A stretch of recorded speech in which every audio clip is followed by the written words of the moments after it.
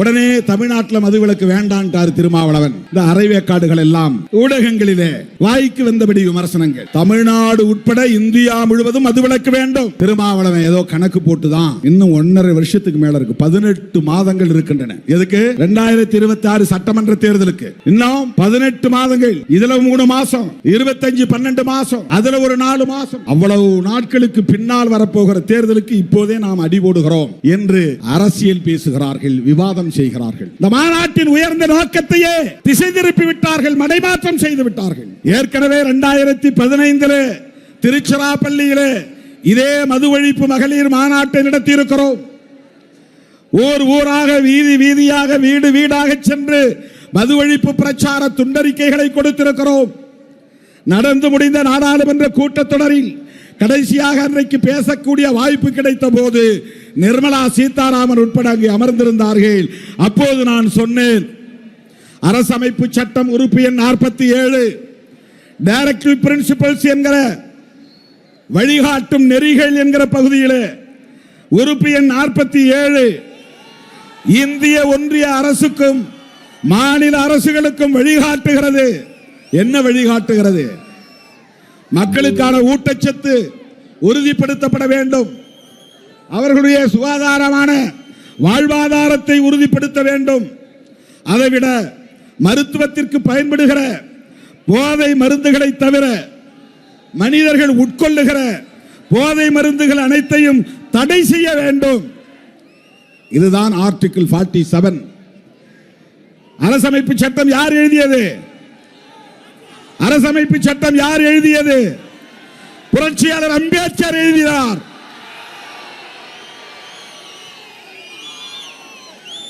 அவர் எங்க மதுவை ஒழிக்க வேண்டாம் சொன்னார்னு சில பேர் இப்ப எடுத்து பேசிட்டு இருக்கிறான். அவர் மதம் மாறி பௌத்தத்தை தழுவிய போது 22 உறுதிமொழிகளை ஏற்றுக்கொண்டார். அந்த 22 உறுதிமொழிகளில் ஒரு உறுதிமொழி, நான் என் வாழ்நாளில் ஒரு முறை கூட மதுவை தொடமாட்டேன். அவன் தான் புத்திஸ்ட். புத்திஸ்ட் யார்? மதுவை தொடமாட்டேன். புரட்சியாளர் அம்பேத்கர் அவர்கள் உறுதிமொழி ஏற்றுக்கொண்டார். உறுதிமொழியை ஏற்றுக்கொண்டார். அந்த 47 அரசமைப்பு சட்டம் உறுப்பு எண் 47 சொல்லுவதை சுட்டிக்காட்டி நாடாளுமன்றத்தின் மக்களவையிலே நான் பேசினேன். இந்திய அளவில் மதுவிலக்கு வேண்டும் என்பதுதான். உடனே தமிழ்நாட்டில் மதுவிலக்கு வேண்டான்ட்டார் திருமாவளவன். இந்த அரைவேக்காடுகள் எல்லாம் ஊடகங்களிலே வாய்க்கு வந்தபடி விமர்சனங்கள். தமிழ்நாடு உட்பட இந்தியா முழுவதும் மதுவிலக்கு வேண்டும். தமிழ்நாட்டில் இருக்கிறவர்கள் மட்டும்தான் பாதுகாக்கப்பட வேண்டும் என்று இல்லை. இந்தியா முழுவதும் எளிய மக்கள் பாதிக்கப்படுகிறார்கள். உழைக்கிற மக்களின் வாழ்வாதாரம் சுரண்டப்படுகிறது. மனித வளம் பாழாகிறது. இவ்வளவு பேர் இருக்கிறோம். இதுல எத்தனை பேர் என்ஜினியர் என்று தெரியாது? என்ஜினியர் இருக்கலாம். உங்களில் எத்தனை பேர் டாக்டர் என்று தெரியாது? உங்களில் டாக்டர்கள் வரலாம். உங்களில் எத்தனை பேர் சினிமா இயக்குநர்களாக இருப்பீர்கள் என்று தெரியாது. உங்களில் இருந்து சிறப்பான புகழ்பெற்ற சினிமா திரைப்பட இயக்குநர்கள் வரலாம். உங்களில் எத்தனை பேர் ஆற்றல் வாய்ந்த பேச்சாளர்கள் இருப்பீர்கள் என்று தெரியாது. உங்களில் பேச்சாளர்கள் வரலாம். உங்களில் எத்தனை பேர் சிறந்த கவிஞர்கள் இருப்பீர்கள் என்று எனக்கு தெரியாது. மிக சிறப்பான கவிதைகளை படைக்கிற படைப்பாளிகள் நீங்கள் இருக்கலாம். உங்களில் எத்தனை பேர் பேராசிரியர்களாக இருப்பீர்கள் எனக்கு தெரியாது, வரலாம். இங்கே வந்திருக்கிற லட்சக்கணக்கான இளைஞர்களில், இளம் பெண்களில் பல பேர் பேராசிரியர்களாக வர முடியும், வழக்கறிஞர்களாக வர முடியும், நீதிபதிகளாக வர முடியும். அதைவிட சிறந்த தலைவர்களாக உருவாக முடியும்.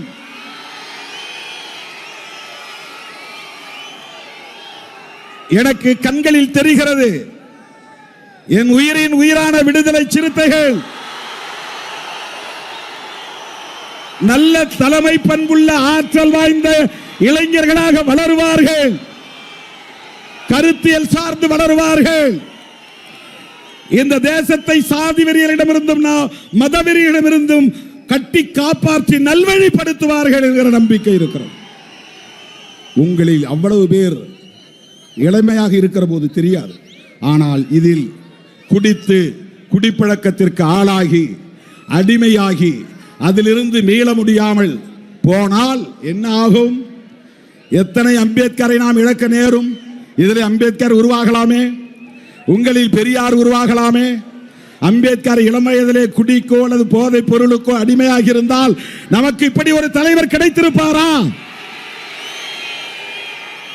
பெரியார் இளம் வயதிலே குடிப்பொருளுக்கு, மதுவுக்கு, போதைப் பொருள்களுக்கு அடிமையாக இருந்தால் தந்தை பெரியார் என்கிற ஒரு மாமனிதர் நமக்கு கிடைத்திருப்பாரா?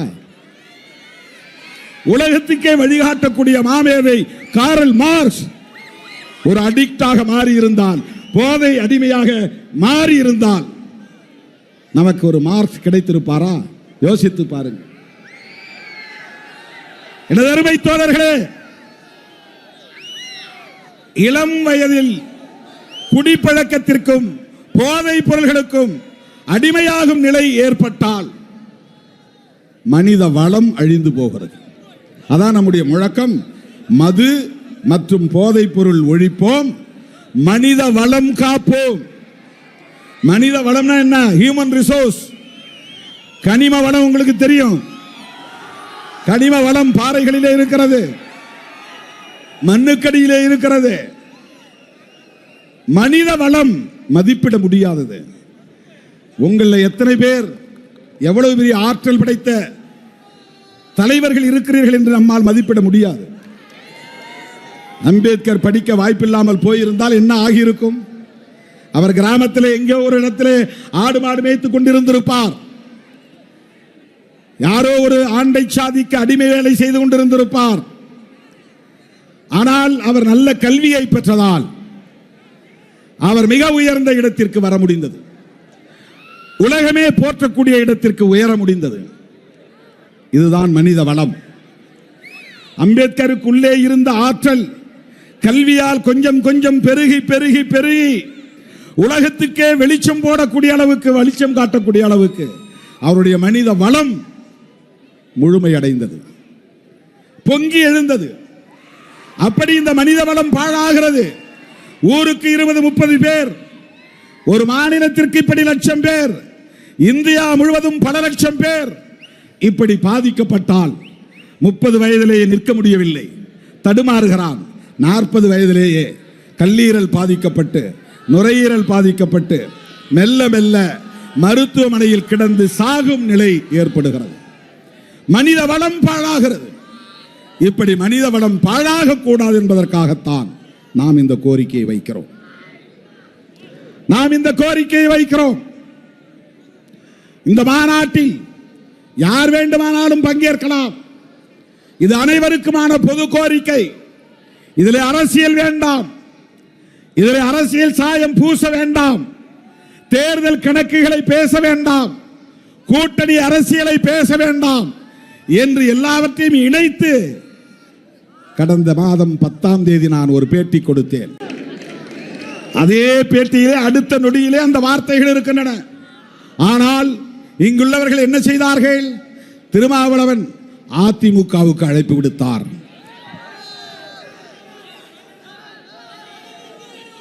கூட்டணி மாறப்போகிறார். ஒட்டுமொத்தமாக இந்த மாநாட்டின் உயர்ந்த நோக்கத்தையே சிதைத்து விட்டார்கள். மதுவை ஒழிக்க முடியுமா முடியாதா என்று விவாதத்தை நடத்தியிருக்க வேண்டும். போதைப் பொருள்களை ஒழிக்க முடியுமா முடியாதா என்ற விவாதத்தை நடத்தியிருக்க வேண்டும். மதுவை வியாபாரம் செய்யக்கூடிய சந்தையிலே எந்த மாஃபியா கும்பல் இருக்கிறது என்பதை பற்றி விவாதித்திருக்க வேண்டும். போதைப் பொருள்கள் தமிழ்நாட்டில் மட்டும்தான் பயன்பாட்டில் இருக்கிறதா, இந்தியா முழுவதும் இருக்கிறதே, அந்த போதைப் பொருள்களின் புழக்கத்திற்கு பின்னால் இருக்கிற மாஃபியா கும்பல் யார் யார் என்று விவாதம் நடத்தி இருக்க வேண்டும். மது ஒழிப்புக்காக இதுவரையில் என்னென்ன இயக்கங்கள் நடந்திருக்கின்றன என்பதை விவாதித்திருக்க வேண்டும்.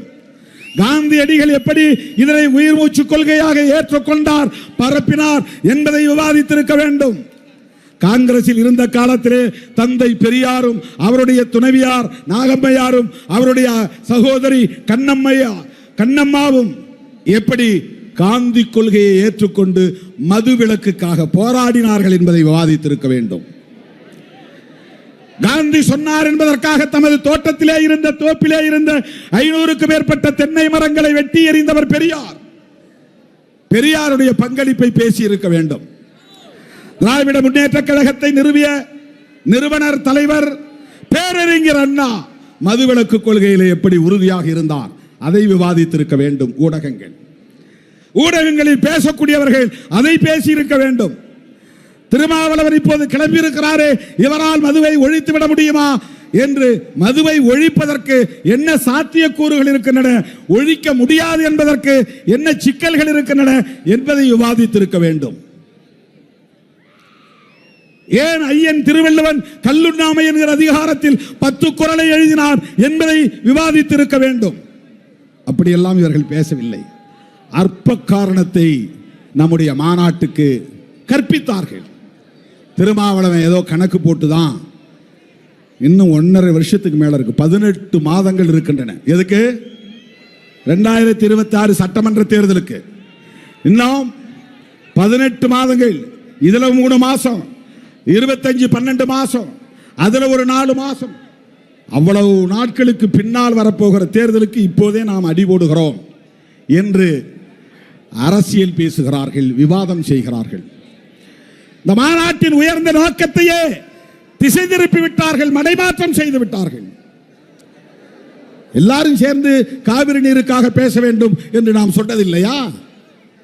ஈழத்தமிழர் பிரச்சனை வந்த போது திமுக அதிமுக எல்லோரும் சேர்ந்து ஒற்றை குரலாக பேச வேண்டும் என்று நாம் சொன்னதில்லையா? சில பிரச்சனைகளுக்காக நாம் சேர்ந்து பேசுவது தானே தேவை. மது ஒழிப்பு என்பது தமிழ்நாட்டுக்கான பிரச்சனையா? அது ஒரு தேசிய பிரச்சனை இல்லையா? இந்தியா முழுவதும் அது பிரச்சனையாக இருக்கிறதா இல்லையா? தமிழ்நாட்டில் மட்டும்தான் மதுக்கடைகள் திறந்திருக்கின்றனவா? ஆந்திராவிலே இல்லையா? கேரளாவிலே இல்லையா? அங்கே குடிப்பவர்கள் யார்? அதனால் பாதிக்கப்படுகிறவர்கள் யார்? இளம் வயதிலேயே செத்து போகிறவர்கள் யார்? உழைக்கிற மக்கள் தானே. கேரளாவிலும் தான் இருக்கிறது, எந்த மாநிலத்திலே இல்லை, பீகார் குஜராத்தை தவிர. வடகிழக்கு மாநிலங்களில் மிசோரம் நாகாலாந்தை தவிர இந்தியா முழுவதும் ட்ரை டேஸ் 4 நாள் தான். ட்ரை டேஸ்னா என்னன்னா உலர்ந்த நாட்கள், ஈரம் இல்லாத நாட்கள். அது ஆங்கிலத்தில் சொல்றான். காந்தி பிறந்த நாள், காந்தி ஜெயந்தி, இன்னைக்கு ட்ரை டே இந்தியா முழுவதும். ஆனா நேத்தே வாங்கி வச்சிருப்பானுங்க சரக்க, இன்னைக்கு அடிப்பாங்க கடை மூடினு. நாளைக்கு மூட போறான்னு தெரிஞ்சா முத நாளே டபுளா வாங்கி வச்சிருவாங்க. அதனால இன்னைக்கு ட்ரை டேங்கிறதெல்லாம் சும்மா. காந்தி ஜெயந்தி அன்னைக்கு கடைகளை மூடுறாங்க இந்தியா முழுக்க. சுதந்திர தினத்தன்னைக்கு கடைகளை மூடுறாங்க இந்தியா முழுக்க. குடியரசு தினத்தன்னைக்கு கடைகளை மூடுறாங்க. மகாவீரர் பிறந்த நாள் கடைகளை மூடுறாங்க. கௌதம புத்தர் பிறந்த நாள் கடைகளை மூடுறாங்க. இப்ப ஐயா பாலபிரஜாபதி அடிகளார் வைகுண்டர் பிறந்த நாளிலும் கடைகளை மூடுங்கள், லீவு விடுங்கள், விடுமுறை விடுங்கள் என்று கேட்கிறார். இந்த 7-8 நாட்கள் தான் தோழர்களே இந்தியா முழுவதும் கடைகள் மூடப்படுகிற நாட்கள். மற்ற நாட்கள் எல்லாம் ஆராய் பெருக்கெடுத்து ஓடுகிறது. இந்தியா முழுவதும் மதுவிலக்கு வேண்டுமா வேண்டாமா? இந்தியா முழுவதும் மதுக்கடைகளை மூட வேண்டுமா வேண்டாமா? அப்படி ஒரு கோரிக்கையை எழுப்புவது நம்முடைய கடமையா இல்லையா? சாதி ஒழிப்பை ஒரு மாநிலத்துக்குள்ள சுருக்கி பார்க்க முடியாது, அது தேசிய பார்வை. மத பிரச்சனையை ஒரு மாநிலத்துக்குள்ளே சுருக்கி பார்க்க முடியாது, அது தேசிய பார்வை கொண்டு அணுக வேண்டும். அப்படித்தான் மது மற்றும் போதைப் பொருள்களை ஒழிப்பது.